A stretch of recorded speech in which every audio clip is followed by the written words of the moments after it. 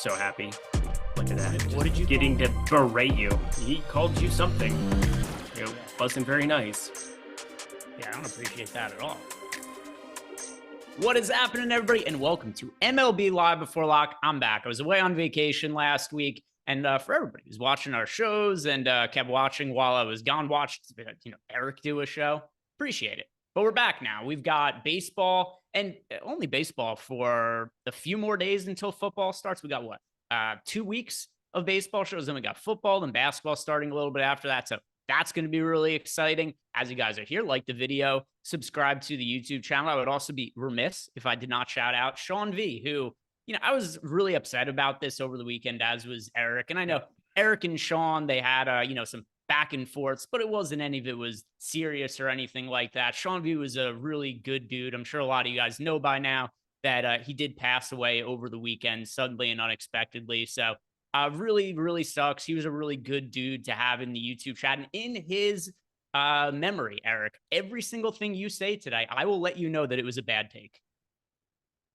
Seems only fair. No, it was a weird thing to have show up over the weekend. Obviously, it's great to have Greg back. I thought Bellman did a fantastic job last week filling in. In fact, he had himself like an 18 or 20K day on the Wednesday last week with some really great contrarian stacks. Did a phenomenal job. But yeah, you're bearing the lead there. Sean V, good dude. Was never, ever malicious at any point. It was always nice to have him. I feel like, I've been doing this for over 4 years now at Stochastic, and he's been along for all of it. And he was somebody that was in my neck of the woods, and we never ran into each other. So it was always a bummer that we didn't, especially now, because you just, we could have been friends. Who knows? It would have been one of those things. So if you're thinking about doing something, maybe just do it. If you want to hang out with somebody, maybe just hang out with them, because time, as much as we can win at DFS today, I would trade it all in for time.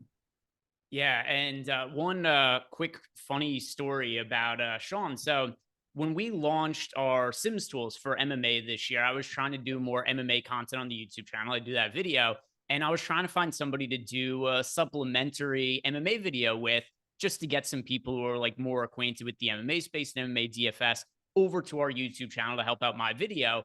And I was looking through a bunch of MMA DFS YouTube content creators, and I ended up finding Brady over from DFS by the Numbers, who I did a show with here for a couple of months. The reason I found him, this is 100% true. The first video I clicked on of his, the first thing that he read off in chat, it was Sean V saying, "That's a bad take, Brady," and telling him why he was wrong about one of his betting picks or something like that. I forget exactly what it was. But as soon as I saw it, I was like, oh, Sean V watches all this guy's shows and also tells him he thinks all of his picks and thoughts are shitty also. And I reached out to him because of that, and we had like a good conversation, laughed about it. So Sean V was the reason that I did some videos with Brady. So yeah, once again, just Sean's going to be missed in the YouTube chat. He was a good dude. And Eric, everything you say today, like I said, I will tell you it's a bad take. That's fair. It probably is. I suck, and I don't deserve to be here. But anyway, shout out my guy, Sean V. We're going to miss you, and I'm sure we'll keep you alive in memory by bringing you up on shows. We can maybe have like a Sean V commemorative play of the year or kind of thing coming into NFL season, play of the day kind of a thing. He's going to be missed for sure. Other than that, guys, shout out to Chris Williams. He gifted out 10 YouTube memberships. So Chris, thank you very much for supporting the channel. And we're going to start a little bit more by talking about FanDuel instead of DraftKings, just because the DraftKings slate is going to be locking at 7:10. The FanDuel slate locking at 6:40 here. So starting with the pitcher talk here, and let's open by talking about the pitchers on FanDuel, Eric, and then we'll walk back and talk about the DK pitchers as well, but just making sure we give people a little bit of extra time to build their lineups here. And what stands out about FanDuel is that Zach Wheeler is projected for a ton of ownership. He's expected to be in 30% of the field's lineups here over on the FanDuel side of things. Then you got Ryan Pepio pulling 14% ownership, Bryce Miller, 12% ownership. So if you're building a cash game lineup, even in a tough matchup against the Houston Astros, just based on ownership, I think Zach Wheeler is going to be your guy there. But for GPPs, Eric, if you're building one GPP lineup on FanDuel, are you rostering Zach Wheeler at the high ownership, or are you going to look at a different direction? It's really tough. I'm probably going to be going towards Zach Wheeler in a couple lineups. I'm building out some stuff now because that $15 is not filled over on FanDuel. I don't think it's going to overlay, but currently has like 1,500 spots left, and we're what, 30 minutes away. It'll come close to not filling, so that'll be a plus. But I think Zach Wheeler is definitely a great spot going up against Houston. Doesn't help to have Alvarez back in the lineup by any means. I think if I were building out one lineup on FanDuel, I'd get away from 30.5% ownership, and I'd be looking at Pepio or Miller at, half the ownership in a ballpark where, suppresses runs. We're getting some pretty decent hitting environments across MLB here today. It feels like, truly the dog days of summer, but Pepio and Miller are going to be pitching in that cavern that is T-Mobile. And I think I'd probably Bryce Miller at 9,400 if I'm building out one lineup. I'm running some stuff in the Sims here right now. It does like Bailey Ober at 9,600. I think my feelings about Bailey Ober and getting to him. Holy mother of God. But yeah, I'm going to be getting to some Atlanta Contrarian stacks, it looks like, as well as playing some Bailey Ober over there. I'm going to just fire like 10, 15 lineups in this here before it fills. But yeah, I think Zach Wheeler's just fine. But third of lineups, that's a pretty hefty number. Yeah. So that's a bad take, Eric. But Zach Wheeler, if I was playing one lineup in a GPP, I would be getting away from Zach Wheeler just because he's so popular. I mean, you're getting him in a third of the field's lineups, and it is a tough matchup for him against the Houston Astros. So I do think that making some. By the way, this is going to be hard when I agree with you to say it's a bad take, but then I agree with you anyway. But I have to do it. I have to do it. And then it's required today. Oh, so, man, this is like you able to take out your angst on me too. I do think the ownership is so high that in a single entry, I wouldn't be looking at Zach Wheeler. I'd be most inclined to go to Ryan Pepio. Great strikeout matchup against the Seattle Mariners. Also more stretched out than we've seen from Pepio in the past. So he's always somebody who's been a good starting pitcher, but there was a point in time where he would get these starts where he would only throw like 3-4 innings. You didn't know how deep he was going to go into games. That's not much of an issue this year. He's also only 8K on FanDuel, which is egregiously cheap for FanDuel pricing. I mean, who's cheaper than him? It is Gibson, Edward Cabrera, Davis Martin, Ryan Felder, Mitchell Parker, Ty Madden. That's it. Those are the only guys who are less expensive than Pepio. And he's probably like the, I don't know, third best pitcher or something like that overall of all the options on FanDuel. So if I'm building one lineup on FanDuel, Pepio is the guy that I'd want to be going to. Are there any crazy low-owned options that stand out to you for any reason on the FanDuel side of things? Well, it is kind of important for FanDuel. I think this isn't something I had thought about until, said, hey, we're going to start this off.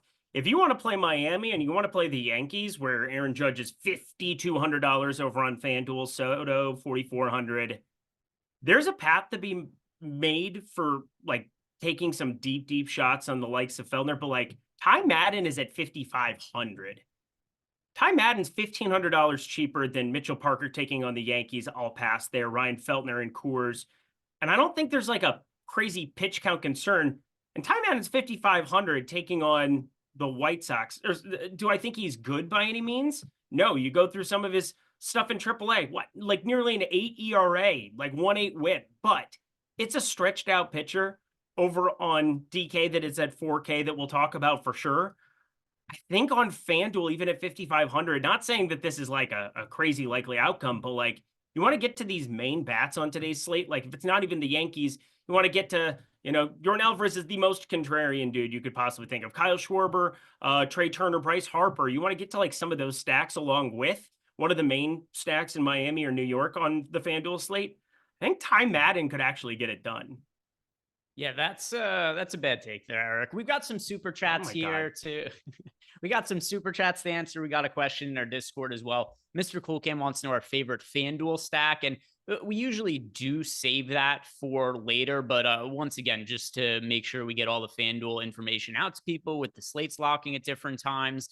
And also, I don't know if you've looked ahead to the baseball schedule. They have a ton more games. I don't know if it's because of football starting or something else, but there could be a lot of weird start times for slates considering the amount of 640 games that there are this week and next week. But Mr. Cool Cam wants to know our favorite stack on FanDuel. If you're building one GPP lineup, Eric, who would you go to for your FanDuel stack? Well, I mean, I just built it out, so I can say that I mean, I put this Madden character in as a placeholder. I'm probably going to move that around a little bit. I think one stack you can still get to Miami. Miami's not an issue over on FanDuel because the Yankees exist. The Yankees are pulling the most ownership, 14.7% ownership share. Not surprising when you see Stanton, Soto, and that Aaron Judge character doing what they've been doing recently. It is left on left for guys like Stanton, or not for Stanton, for Soto and for Jazz Chisholm, and they haven't been as good against lefties. Austin Wells is going to be in there as the catching option left on left, but it's a good hitting environment. I'm probably just going to play a little bit in New York no matter what. But in one lineup, I'd probably get away from them and just kind of go towards positive leverage still existing in Coors against Ryan Feltner, who shouldn't pitch too long in that Colorado game, but then it's following up by a bullpen that is just decimated. It's already a bad bullpen. Now it's going back into Colorado after getting shelled over the weekend against the Yankees. I think it's a really good spot to just fire up Miami. Maybe Colorado on the other side as a potential 3-man, or Philadelphia, which is one that I'm kind of paying attention to against Ronel Blanco, who is showing some signs of wear and tear. I don't want to go completely up against him over on DK based on my lineups, but on FanDuel with the expensive price tags, if I'm going to go cheaper at pitcher, I don't mind that as a secondary stack.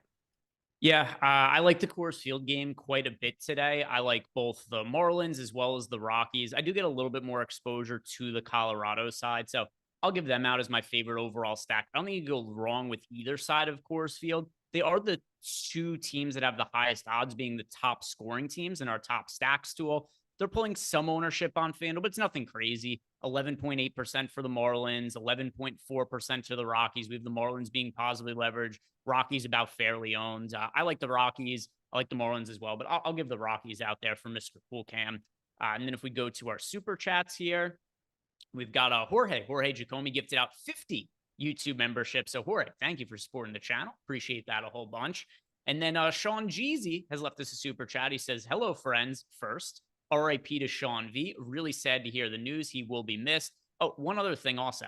I haven't seen anything on this. If you guys see anybody from his family put out like a GoFundMe link, if they're trying to fund his funeral or medical expenses, whatever it is, let me know so that I could promote it on shows, on social media, and then also make a donation. But I haven't seen anything. But if anybody does, let me know. And then Sean said, welcome back, Greg. What do we do with a 30% strikeout, 11% walk rate, 8 ERA pitcher? That is a new one for him. So are those the numbers for Ty Madden by chance? Sounds about right. Correct. Let me see. What do we got for Ty Madden's numbers this year? I mean, he's Ty so Madden. bad. Yeah, those are Ty Madden's triple. By the way, this is impressively weird AAA numbers to Sean's point. Because yes, he has a 7.97 ERA, a 5.29 FIP in AAA this year, pitching in the Tigers minor league organization, but still generating strikeouts. 27.6% strikeout rate is what he's working with in AAA. He's very cheap on DraftKings, Eric. He's the min price on FanDuel and DraftKings. You already said that you're willing to play him a little bit over on FanDuel. What are you doing with him on DraftKings at min salary? I have him in 18% of my lineups, exactly double the field from what we have projected. Let's see. The main problem with DK, I think, for the two pitcher is that you don't have insanely expensive offenses to pay up for because we're missing 3 games. It's much more of a FanDuel conundrum than it is over on DK. Like, I don't find myself having to play him all that much. I see all of my Minnesota stacks, my Atlanta stacks. Those are like 2 of the more expensive offenses. Boston stacks, pretty easy to actually get to without any pitchers that are just egregiously expensive. The whole point on FanDuel and why, I think that there's actually a case to be made for going down and like not prioritizing it, but like clicking on it there in like a real prominent way is because the Yankees exist. And if you have the Yankees, Miami, Yankees, Boston, Yankees, somebody else go off, I mean, that's a really popular team. We've seen Aaron Judge pull like 30% ownership in these type of spots. But on DK, you don't have those games, and Miami, Colorado is egregiously cheap, and it kind of screws up the slate a little bit for it. I'm really liking the FanDuel slate today. Not often you'll hear me say that. Yeah, so I like Ty Madden quite a bit on DraftKings as a contrarian GPP play. It would be one thing if he was cheap and popular with these kind of minor league numbers. It's such an easy matchup against the White Sox where, and also to Sean's point about how he's generated strikeouts in the minor leagues, I think the most likely outcome is he gets lit up by the White Sox. I like both sides of this. I like being overweight to the White Sox weren't all that popular. I like being overweight to Ty Madden. There's just such cheap price points and so much volatility on both sides. I think it's great for GPPs. But yeah, I've read around 20% of Ty Madden. I'm with you. It's a good questions? spot to easily get there. Chris Williams says, welcome back, Sir Greg. Question for tonight, only playing Showdown. I know many times it does not work out, but for tonight on the DK Showdown, would you go both pitchers in lineups? His lean is yes. Let's see. What is the price in there? So it is Tampa Bay, Seattle. If you go Miller, yeah, I think that is the direction you most want to go. Something else also about Showdown this year for baseball, I don't play it all that often, but I do from time to time. They made the min salary cheaper for hitters, which makes it easier to fit the two pitchers in. More often than not, I do think, at least the ones that I've played of Showdown, which isn't a ton for baseball, but every once in a while I'll throw in a lineup for like the Sunday night. They have bigger prize pools for Sunday night baseball. Yeah, I do think more often than not, both pitchers are in the optimal lineup than not relative to what the field's builds are. So yeah, Pepio, Miller, I think you do want to play both pitchers in that lineup. Eric, agree, disagree?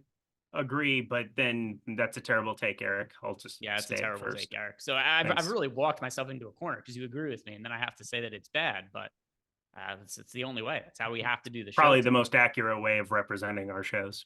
Is what all right, no more questions for now. So let's circle back to talking about some of the pitchers over on the DraftKings side of things, where it's different. We don't have Zach Wheeler to talk about. There really aren't pay-up options in general. We've got, let's group all the 8K plus pitchers together, I guess. So Bailey Ober's the only one who's in the 9K range. He's crazy popular. 40% of the field is playing Bailey Ober, $9,200. 42% of the field is playing Bryce Miller at $8,900. The Max Fried is 24% on. Ryan Pepio's 39% on. Jose Barrios is 11% owned. Then once you get to the cheaper pitchers, nobody's all that popular. So let's talk about these pitchers. Like I said, Eric, everybody 8K and above. Who's your favorite chalk option between Pepio, Miller, and Bailey Ober? Ryan Pepio. It's going to be Ryan Pepio pretty prominently, 8,200. Tampa Bay does have a fully loaded up bullpen here because the Dodgers did their thing over the weekend, but Ryan Pepio still lengthened out a little bit more here. Brenton Doyle scratched. O'Doyle does not rule. He will not be in lineups, and he's the best hitter on that Colorado team. So now we're going to have a 6K guy that we don't have to put into lineups anymore.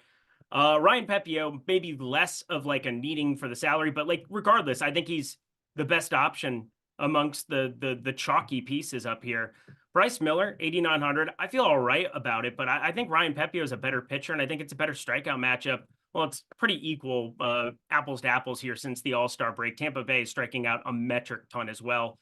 But 26.2% K rate for him next to 23.5% for Bryce Miller. Bryce Miller gives up nearly, 1.5% more barrels on the season. I think his risk of ruin is a lot lower with the fly ball rate and everything else that we're looking at here. Only a 36.5% ground ball percentage, but feel pretty good about it in T-Mobile. Pretty similar to him at home in Tampa. I really like into Ryan Pepio. He's in over half my lineups today. Yeah, so that's a bad take, Eric, but I agree with you. So I have tiers. I have tiers to the pitchers today, where to me, Bryce Miller, Ryan Pepio, pretty comparable. I've got each of them in about half my lineups, and then I'm way underweight to the field on Bailey Ober. Way underweight to the field on Bailey Ober means that he's in a quarter of my lineups, but he's projected for north of 40% ownership. If I am looking at my lineups, my portfolio of them all together, though, I'm prioritizing Bryce Miller and Ryan Pepio. And the other thing, too, about Bailey Ober, I think there's a lot of leverage to stacking against him. He is by far the most difficult matchup of these three pitchers. Mm-hmm. So I've got Bailey Ober below, but Bailey Ober is still my third most rostered pitcher on the entire slate, with him being in 25% of my lineups, but underweight to him. And then I'm overweight to each Bryce Miller and Ryan Pepio. So we are on the same page there. And fair to assume, just based on your historical takes and preference of not rostering Bailey Ober, that you're also underweight to him? I'm always underweight to Bailey Ober. Just know that I'm never Ober. I'm only Unber. By the way, people in the YouTube chat are commenting how happy you appeared to be last week when I was gone. And I was pretty happy. Per Sotax, the only time you've been happier was when you were doing the DJ halftime shows on playback during NBA. I was pretty happy about the DJ playback shows. Those were fantastic. I missed those. Can't wait for NBA to be back in our lives and we can cover it. I enjoyed doing those until the Timberwolves were down 0-3. But other than that, it was a lot of fun to do throughout the playoffs for sure.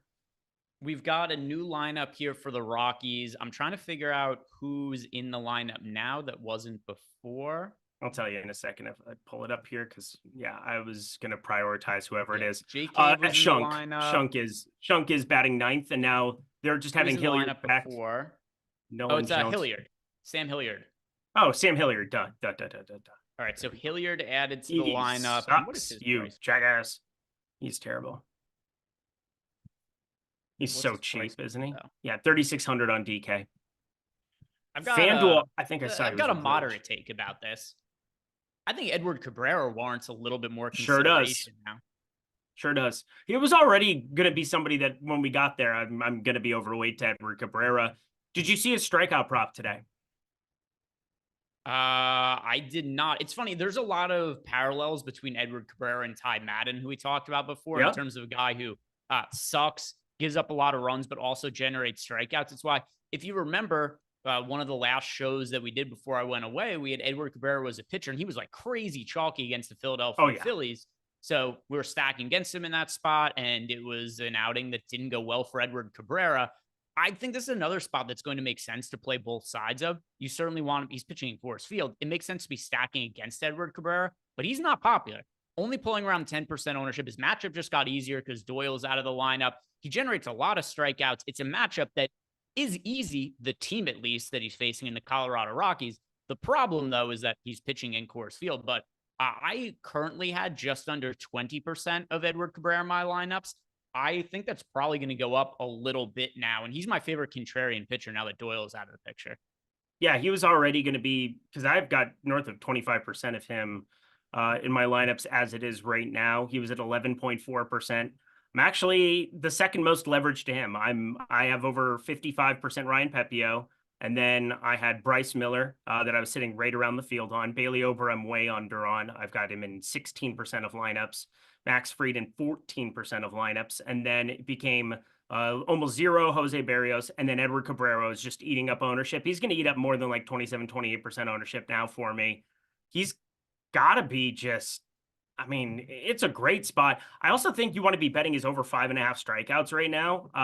This is something I'm updating the strikeout rates as we're going down the line here in my sheet because Sam Hilliard is a strikeout machine. I know that for a fact. Let me find this. 34.4% strikeout rate this season. Not great, Bob. Not great. It's somehow gotten better for him. They're obviously giving Tavar a day off here, so that was nice of them to continue to give him the day off. Maybe he was out living his life, but yeah, I see no way around it. You want to be invested in Edward Cabrera when he is not chalky. You want to be invested against Edward Cabrera when he is chalky. It feels like a Nick Pivetta to me, if you ask me.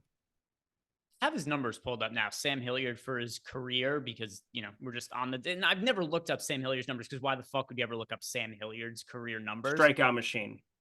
How has he been in the big league since 2019?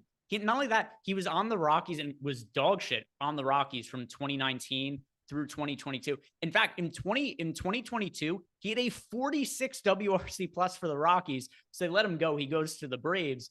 Then the Braves get rid of him after last year. The Rockies bring him back. They wanted more of that. I don't understand. He's been like right around the sub replacement level type guy now, going back to 2019, and he's still in the big leagues. Don't understand how that's the case at all. But yeah, strikeout rate has consistently been high to what you were saying there, Eric, where you got Sam Hilliard 34.4% this year, 42.3% last year. This guy has been in the big leagues for a while. He's never improved at all. He sucks. This is definitely a little bit of an upgrade for Cabrera. That's a terrible take. I'm going to be giving him an ROI boost. Then. Oh, please. I had to try it. I had to see if I could turn it back. Yeah, Sam Hilliard's terrible. He hits the ball really hard. He's kind of an athletic freak. He played at Wichita State with a couple of my buddies, but I don't know a lot about his profile as a big leaguer other than I remember him with the Braves breaking it down, being like, oh God, why is he in the lineup? And just realizing that I needed to bet his strikeout prop anytime he started, period. And It's been a while since that. It's been like he didn't play a lot last year, but 726 OPS. I mean, 748 this season. Problem is that he is so inept when it comes to actually making contact with a baseball, and that's kind of important. Yeah, and to the point Byron Paulson in chat brought up, he said still willing to run the Rockies against Cabrera. He's a high home run to fly ball rate. Yeah, I mean, I like both sides of the game. Just before, I had some interest in Edward Cabrera and also some interest in the Rockies, but now I have elevated interest in the Cabrera. I'm still liking the Rockies, but I'm going to be pretty highly overweight to Cabrera, I assume, when I rerun everything. And yeah, some people in chat talking about the home run to fly ball rate. Yeah, it is very high, 23.6% for this season, 18.1% for his career. So Edward Cabrera, you can certainly still stack against him. You're getting a pretty affordable Rocky stack relatively now, but both sides make sense. I think both sides of this make sense, and I think both sides of Bailey Ober make sense as well. Although relative to the field, I'm going to be a little bit higher on the Braves side of that equation there. Any other cheap punts that you're liking for the slate? No, not really. It's a very minimal slate, but now we have Cooper Criswell coming out of the pen here. Not super excited for it. I have 2% Davis Martin, so he's in what, 3 of my 150. Cool. Kyle Gibson, I have 4% of, but I'm probably going to have less when it's all said and done, especially now that I'm going to give a little bit of a bump to Edward Cabrera. No, not really a lot else to cover here on a 6-gamer. The FanDuel slate was a little bit more intriguing to talk about. Anything else at all that you have thoughts about as far as the pitching is concerned? I guess this is probably the right way of phrasing this. When you look at a guy that's going to be pulling as much ownership as Bryce Miller, Ryan Pepiot here, is there a chance that Bailey Ober does get squeezed to like 30%? Because it's a great hitting environment in Minnesota today. My folks are up there. I think they're coming back today. They're not going to the game, but it's 90 degrees. There's rain in the area, but like 70% humidity. Wind out to Kirby Puckett Gate, number 34 there in right field. I get a little bit worried that we might see his ownership come down, and I don't want to be this underweight to Bailey Ober if he's only going to be like 30% owned. If he's going to be 40, 45, I'm happy to be trimming this because we know Atlanta against righties, not exactly ideal. But this current iteration, I guess this version of Whit Merrifield, who has an actual pulse potentially leading off, Jorge Soler batting second, Matt Olson, Jared Kelnick in the 7-hole has had a decent season. Like, I get a little bit worried that I'm too underweight on Bailey Ober. So I'm going to ask you, do you think he ends up right around 40%, like the same as Bryce Miller and Ryan Pepiot? Let me see. Have we updated ownership since Doyle got scratched? We did. And Ober he came down like very slightly, but still 40%. Here's the reason why I think he does end up around the 40% mark here. There's only so many options on the slate. And also, of the options we have, they aren't all that expensive. People are just going to gravitate towards paying up for these pitchers because it's so easy to fit them into lineup. So yeah, I do assume that we get Ober right around the 40% mark. I think all three of these guys, Pepiot, Bryce Miller, Ober, all around 40%.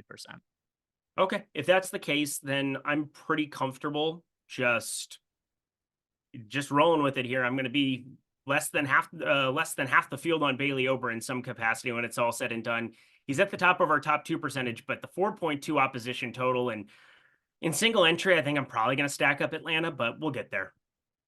Yeah, and then I guess another part of this that we could talk to is if Bailey Ober was to be less popular, like what would be the implications there? I guess maybe like Fried is slightly more popular, maybe Miller or Pepiot push 50%. That's what I'm worried about. I'm worried that because of the ballpark, because of the projections, because of Tampa Bay, just being completely strikeout prone here at this point in time, I get a little bit worried that we see insane ownership on those two, and then we see like sub 30% Bailey Ober, and then I'd really be kicking myself because getting to like 20, 24% Bailey Ober, 28%, just fine by me. But like 40 to 14, like where I currently have it, if I were to have 14% Bailey Ober and he does end up, 30, 28% owned, I'd be kicking myself a little bit on this slate.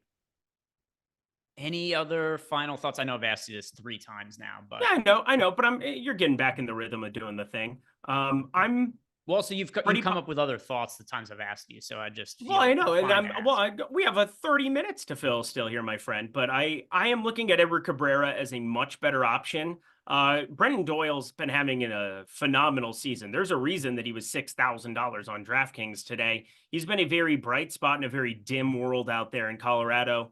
But without him in the lineup and adding Hilliard in, even in the 7 hole there, you definitely got to increase your strikeout expectation, and you got to do a little bit of tweaking here. The most likely result is that it's just whatever, and Edward Cabrera is just like a piece that you don't actually want. But like 10% ownership, 11% ownership, I am certainly going to find out with this better circumstance. Yeah, and we updated projections. Cabrera went up, what was like 2% was his ownership change from before. And I think he should be a Yeah. little bit more popular than the 11% that he's at, considering that Doyle is now out of the lineup. So let's go ahead and talk a little bit about stacks here, but then also, if anybody has lineups, do you want Jordan to plug into the single lineup sim? Throw those into the YouTube chat or Discord channel, and Jordan could start plugging some of those in. But before we do focus on those, I just want to make sure we talk about the rest of the FanDuel stacks for the slate, because that's going to be locking here shortly. Are there any contrarian stacks that you like here to tell people to maybe plug in last minute here with the slate starting in 6 minutes? Yeah, I ended up playing over there a little bit. It's still not filled. The $15 isn't. It's got 540 spots left in it. So if you're trying to get a couple of lineups that have better expected value straight off of the single lineup simulator, I really do like Miami. They're still going to be the team that I have the most of building out my lineups there. I also like Detroit going up against Davis Martin. It seems as though people aren't really recognizing, or the field hasn't the last week or so, how much better the top of this lineup is. You get Riley Green back, but he didn't end up in the lineup today. It's still pretty darn good to me. Parker Meadows, Kerry Carpenter, Matt Vierling, Colt Keith, Jace Young, Spencer Torkelson, this version of him a little bit better. Even Dylan Dingler there catching there in the 9 hole. I think these are the bats you really want to be getting to in a game environment that it is 90 degrees there in Chicago as well. And I think they're still the 4th most popular stack. But if you're trying to get to a little bit more Zach Wheeler, which I was kind of like trying to figure out how I wanted to have the pieces fit over here on FanDuel, having done this last second, I think the path to doing that is just being higher on Detroit. Yeah, and then we've got a question here from Einstein. He wants to know thoughts on the San Diego Padres for a single entry stack today. They're going to be going up against Kyle Gibson. It is a team that we have projected to be a little bit under-owned for the slate. Let's see, what was my exposure to the Padres as a stack? I'm overweight to the Padres, so I like them. My preferred stack for single entry is the Atlanta Braves. And also, I don't have an issue with the Padres. I think it's a team to be overweight to. I think there's a lot of leverage to be had by rostering the Atlanta Braves, not just because of all of the ownership going to Bailey Ober, but also like Eric had mentioned before, which it was a bad take by him, but also happens to be true. Very favorable Jesus hitting Christ. conditions. Very favorable hitting conditions in that Braves Twins game, which I just think adds extra variance to the situation. And a pitcher in Bailey Ober who has a really high ceiling. We've seen some of these starts where he's close to unhittable. He generates a lot of strikeouts, but you get the occasional blow up start from Bailey Ober as well. So I like the Braves the most for single entry as a leverage stack. How about yourself? I'm not very happy with you right now. Welcome back, though. Atlanta. What do you think about the Padres, though? That was the question. Oh, Padres are just fine. They're just a stack for me today. I like Boston a little bit more up against Barrios. I like obviously Miami a lot more. They're fine. I think on other slates I would find a way to be getting there, but Kyle Gibson's not pulling a ton of ownership. While I don't like Kyle Gibson whatsoever, I also don't like it when I'm not getting the kind of leverage that I was hoping to get on this slate. And that's what I'm kind of getting here going up against Bailey Ober. If that ownership maintains, I think that's definitely the single entry team I want to be getting to. Yep, that's a bad take, but I will also be playing the Braves in single Christ. entry. So we're on the same page again. On the same page. Two bad takes for both of us. Bad takes for both of us. No other questions coming into Discord here. Whose lineup is that you plugged in, Jordan? Cap and Akella. I've noticed that whenever Cap and Akella submits lineups, they typically end up projecting pretty well in our sim ROI here. So, yeah, looks like a good lineup there. Cap and Akella. If anybody else wants your lineup simmed, throw them into Jordan and we could run them through here. Also, if you want to sign up for any of the tools that we have here at Stochastic, links down below in the YouTube description box. You want to sign up for lineup generator package, one of our Sims packages, all of them. Links are down below in that YouTube description box. And like the video and subscribe if you've not done so already. Eric, what is the team that overall you get the most exposure to on the slate? Miami, not close. When you say not close, what's the gap between them and the second most team you have exposure to? I have 48% 5-man Miami stacks. All right, that is a lot. I do not have that much.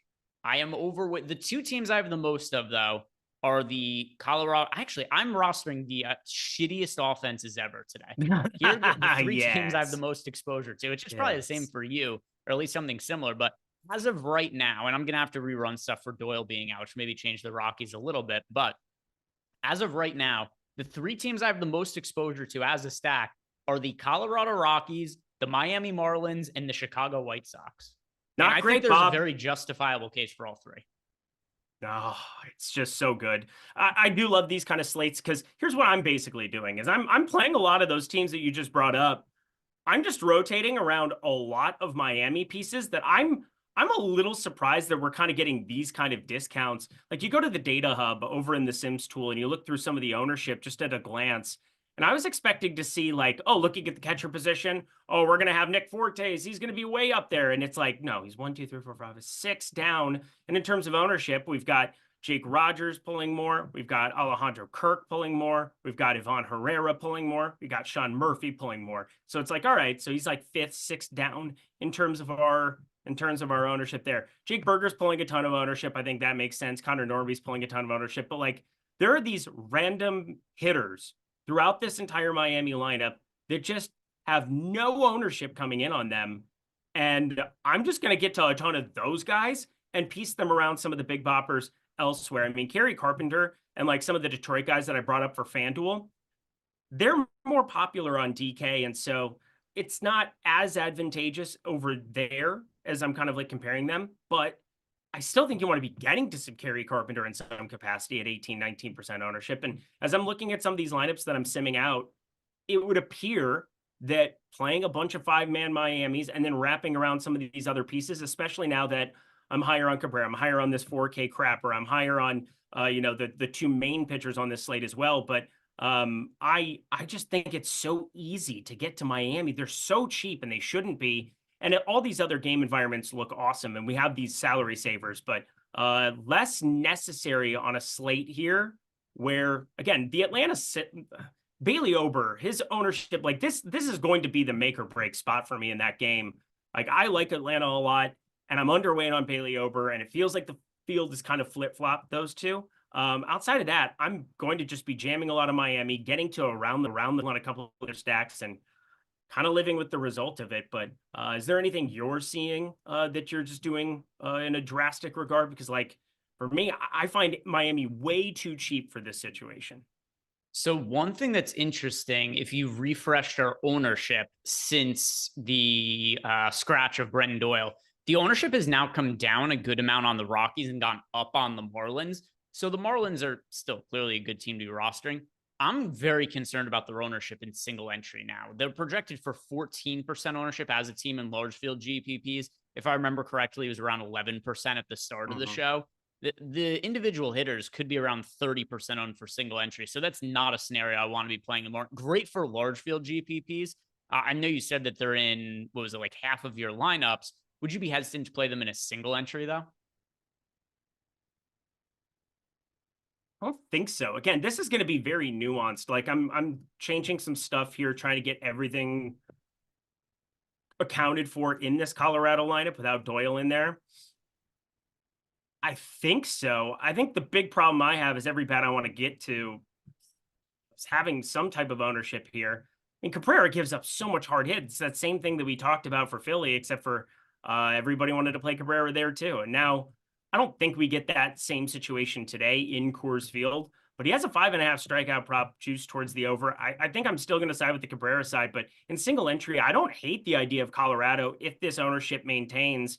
We have positive leverage on them, the third most positively leveraged team behind Detroit and the White Sox in that frisky game environment. Yeah, I don't completely hate it, to answer your question. Think Doyle getting scratched and how this has changed the Marlins ownership and hasn't really significantly changed Cabrera's ownership is going to mean I get more of Cabrera and more of the Rockies, just because the ownership is so low on the Rockies now. You had mentioned it. We've got this team now, a 13% chance to be the top scoring team on the slate with an 8% ownership share. They've got identical top stack odds to the Detroit Tigers, but the Tigers have 50% more ownership. I don't think the Tigers are that much more like these offenses are all terrible. This is a hilarious slate where like the teams we're talking the White Sox, the Marlins, the Tigers, the Rockies. We're all gonna feel like idiots when none of us make money on the slate because we just play the worst offenses ever. Pretty much. Yep. But also, it is this is what part it of is, the reason though. why also getting back to Bailey Ober, why I think Ober does end up being popular. All of these offenses that are popular are so cheap. Everybody's just gonna have infinite money to spend up at pitching.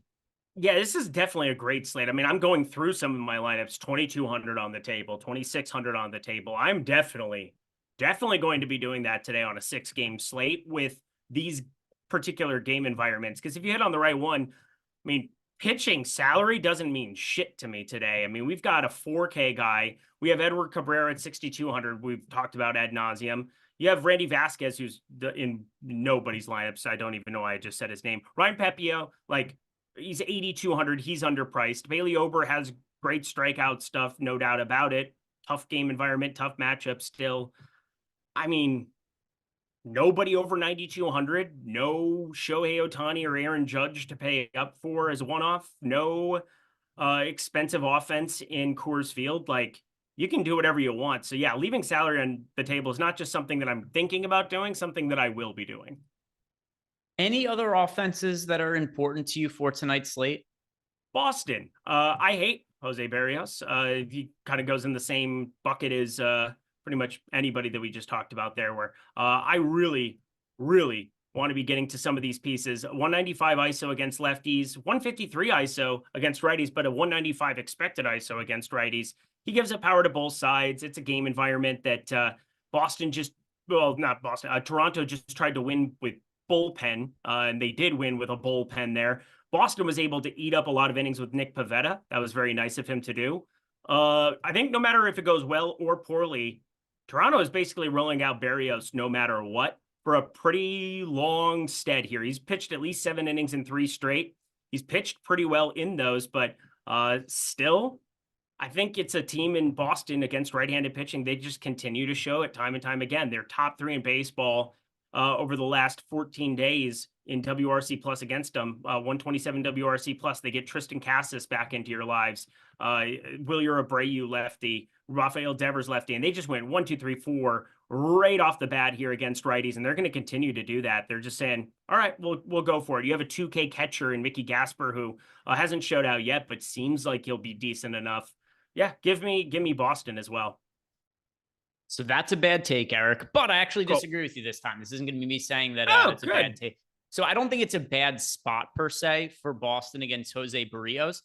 I can't believe how popular they are in this spot, though. So they are now the 3rd most popular team on the slate, projected for 11% ownership. And once again, it's not that I think that they're unplayable or anything like that. There's just so many pitchers on the slate that are worse than Jose Barrios. Boston's the 3rd most popular team on the entire slate. I have 7% ownership of them in my lineups where they're projected for the 11% ownership. So I've got a chunk of them. I've just got a good amount less than the field, about half of what the field has. I think they're just a little bit overowned, and they also do show up as the most overowned team in the top stacks tool. There's so many offenses I want to be getting to between, the Marlins, the Rockies, getting to the Atlanta Braves as a contrarian leverage stack that I'm not able to get to Boston quite as much as the field is. Not like a terrible issue. Them, like I said, it's just they're a little bit too popular for me. It's a bad take, but go ahead. And any other offenses that are important to you? Like my favorite leverage stack is the Atlanta Braves, but there isn't any team that's 0% owned or 1% owned. The lowest owned team on the entire slate It's the Tampa Bay Rays are 4% owned going up against Bryce Miller. You got the Mariners are 4.5% owned against Ryan Pepio. If I'm stacking against one of the chalky pitchers, it's pretty clearly the Braves to me against Bailey Ober. Are you getting to the Rays or the Mariners in a meaningful way at all? No, not really. Let's see. What do I have for Tampa? I don't have 0 Tampa. I have 1%. So that's fun for them. And Seattle. Oh, Seattle, I have a little bit of. I have 4% Seattle. So that's cool. I mean, what? Yeah, I got 1% of Seattle, 2% of Tampa Bay. So for most of the people who are watching that are playing, 1, 2, 3 lineups or whatever, it's not a team that I would be recommending. Atlanta, I would, though. If you guys are playing, say, 3 lineups, I would have the Braves as one of those stacks. I would too. This is like so obvious to do it. And I repeat, I really hope we're right about Bailey Ober's ownership, because I could see a case to be made where people just jam that Tampa Seattle spot. And it's something I've thought about doing. So I guarantee you other people have thought about doing it. I don't love the fact that, Bailey Ober is mega chalk and I'm trying to figure this out on the fly, but I would be kicking myself if Bailey Ober was 30% owned, 28% owned, especially in single entry, because I'm really looking for that leverage with Atlanta. And if you guys have not done yet, like the video, subscribe to the YouTube channel and queue up some home run picks. Time for Eric and I to do some dong picks before we head out here. Final updated ownership for us, by the way. Bryce Miller, 43.5% owned on DraftKings. Bailey Ober, 41.1%. Ryan Pepio, 39.5% as our projected ownership. Before we do our home run picks, though, want to lay, even though it's the Rockies and the Marlins playing in Coors Field, no Coors Field home run picks, because that's cheating. You got to go outside of Coors Field. But here's the thing, is I gave Corey Seager last week, Monday. I said he was going to hit 2. I think Jesus Sanchez hits 2 today. So whatever, I can't pick Coors Field. Continue on your merry way. We did get a couple of super chats as well. So sit on that for a second, Eric. Sit on it. Think about your home run pick and how you're not allowed to take Coors Field, so you'll be allowed to adjust here. Jeff Williams says he's playing the 888 on DK. He wants to know Ober, Miller. Oh, did you plug? Is this where you're plugging in right now, Jordan? Okay. So we'll see what the results are after this is simmed out. And then a super chat from Malukar says, sorry to hear about Sean V. He will be missed. RIP. Yeah, man. Sean was a good guy. I was looking through some of our DMs, which was actually a funny amount about him saying that I got banned from the YouTube channel. I think Eric might have done it. Can you unban me? I probably had like sure did. I probably like 8 times he DM'd me and said, Eric banned me. Can you unban me? And then we'd have to figure out how to unban him. But yeah, he will definitely be missed. He was somebody who was always present in the YouTube chat to let us know that he disagreed with us in a way that was always entertaining, though. And let's see, Jeff's lineup here is being simmed. It did show out as being a negative lineup here. So let's see, what is not looking great about it? Which is, yeah, okay, thanks. Yeah, if you can make that a little bit bigger, Jordan. So she said. Let's see. Let's see. Did he go Cardinals stack, it looks like? Or the... Yeah, so I think the issue that you're running into here is... we have the Cardinals just not projected as a great stack. They are, I think, the 2nd or 3rd most negatively leveraged stack, only behind the Boston Red Sox. So another thing too, Jeff, is in that 888 contest, I do think the Marlins are going to be super, super popular. Yes. So I think you're running into an issue here where, number one, the Marlins are going to be way popular in those kinds of fields. And then the Cardinals, I just don't think are the best stack to be getting to today. Did you play the Cardinals much, Eric? I'm a little bit underweight to them. No, I think I have. I have some just underweight. Yeah, I'm underweight to the Cardinals for sure. 3% Cardinals now. Yeah, St. Louis not the. You could certainly play the Marlins in any contest today. I'm not going to in single entry, but Cardinals not the team I've been looking to stack, Jeff. Any other team, and I think you'll end up looking a little bit better there. Either go to the Rockies as a stack to be getting to, or if you want to be going with a lot of leverage, I'm playing the Braves in single entry, so that's another way you could potentially go. You ready, Eric? Ready for your dong pick? You had enough time to think about your pivot? Yeah, no, I know exactly what I'm going to have it be because I can't do Coors Field, and it is what it is. But we are going to find ourselves on the Jorge Soler train here in Atlanta, or not in Atlanta, in Minnesota, taking on my Minnesota Twins. But Jorge Soler, tons and tons of power, unrealized power from the course of this season, but a 194 expected ISO, 16.1 degree average launch angle, which matches up quite nicely with Bailey Ober, who gives up high fly ball contact to absolutely everybody. He's got to avoid a lot of barrels here, and he's striking out lefties and righties about the same. He's actually had better power metrics against lefties, so looking at getting some righty bats in my life today. It'd be weird if I had multiple lives. Jorge Soler taking Bailey Ober yard. That's a bad take, Eric. I'm going to go with Luis Robert, who I think Robert might have been my home run pick the last slate I did before I left. And he homered not once, but twice. And he's got a matchup today against a guy in Ty Madden. We got the super chat from Sean Jeezy at the top of the show where he talked about what do we do about Madden, who does generate a lot of strikeouts. He's very cheap on DraftKings, but also is like an 8 ERA in the minor leagues. And we know Luis Robert, massive power in the bat. So I think that he's very live to go yard here. So I'm going to be going with Luis Robert. Let's see what we have from the chat. Any home run picks from chat? We have. All right. So starting with Tripping with Devers, calling a double donk for Rafael Devers today. And then we've got Corey Lee from Doug Geely. I think Malukar's cheating there. You went with Gleyber Torres. Torres is already homered, has he not? Yep. He's a damn dirty liar. All right, so Malokar is going with a home run that's already been hit, but it's a safe pick. It's a safe pick for the slate, Malokar. Wow. Kids these days. Let's see what else we've got. We got Jaron Duran from Chris Williams. Jaron Duran as well from Mitchell Tyler. Andrew Benintendi from David Wayne. We got Zach McKinstry as the pick from Obi-Wan. We've got Mickey Gasper as the pick from Game On. Let's Go. Duran is also the pick from Peter Wasaki. You know we've reached the end of the MLB season where it's like Mickey Gasper is people's home run picks, or Mason McCoy, the pick here from Charles Moran. Duran also picked from Doug Dobbs, like 60% of people picking sounds like Duran a 1920s barbershop quartet. The pick from Joe Bowman. We got Cal Rayleigh from Ram 33. We've got Manny Machado from Andre B. And then Max Video 35 is pointing out that all the home runs so far have been BVP homers. How many home runs have been hit so far in the 640 slate? That they're Dalvin Cook to visit the Cowboys. That sounds like a disaster for me. Rico Dowdle, please, please, please, just exist. Just one, Gleyber Torres. That's it. All right. Jonah Bride from Trey McKell, and then we've got Loperfido, also from Trey McKell. Max Kepler from Matt Cummings, and then Burleson from Doug Geely. So, guys, thank you very much for watching. Oh, wait. Jordan Klein, home run pick. Who is it? This is the one that counts. RIP Sean V. We're going Spencer Torkelson. Home run. Oh, my God. This is unprecedented. It's his birthday. It's his birthday. Spencer Torkelson from Jordan Klein. All right. Spencer Torkelson. You don't hear that kind of a home run pick very frequently from it's his birthday. Producer Jordan Klein. Yeah, but what? You know what I'm getting at. Stop it. Don't play with me.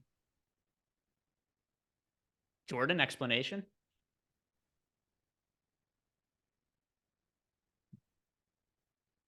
Oh, you're doing a home run in I like it. Yes. An homage. Okay. I like it a lot. He did a birthday home run pick. Jordan. I love that. That's in the true nature of what Sean V used to do. You just build your lineups around whoever's birthday. Terrible take. Jordan following suit there. All right. That's on Eric and I for not picking up on what we're doing, but who the hell knows when Spencer Torkelson's birthday is? Only Sean V. And one thing I had asked Sean is if he could send me where he gets his weird information from. I'm never going to find out because he never sent to me where it is that he gets his weird information from. So we will never know when it is people's birthdays anymore. He was the only one who had access to that info. But guys, once again, thank you very much for watching. RIP Sean V. Like the video, subscribe to the YouTube channel if you haven't already. We'll see you guys back here tomorrow.